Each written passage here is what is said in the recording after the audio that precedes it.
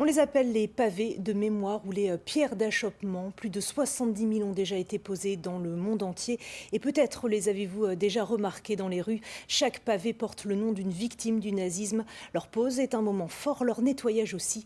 Il a eu lieu aujourd'hui à Strasbourg et à Kehl. Reportage Olivier Stéphane, David Meneux.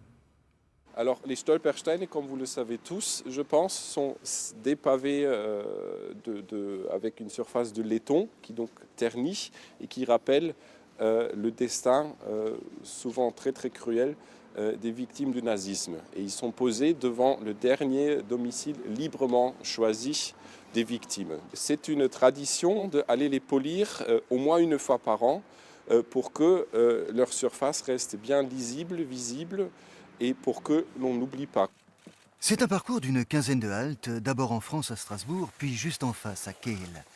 La date n'est pas neutre, collée à celle anniversaire du 9 novembre 1938, celle de la nuit dite de cristal, nuit d'un gigantesque pogrom perpétré en Allemagne et en Autriche.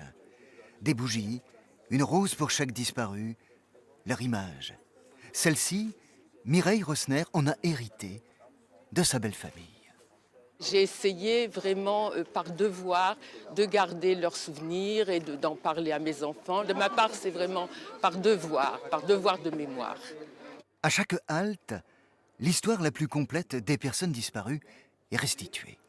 Il est pris dans une rafle le 29 mars 1944. Il est assassiné le 18 avril 1944. Il y a une partie travail en archives, mais il y a également recherche des familles, recherche des descendants.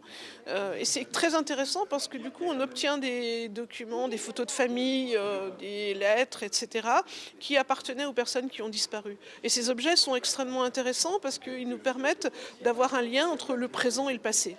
Il y a des pavés de mémoire à Kehl depuis 2011, mais seulement depuis cette année à Strasbourg.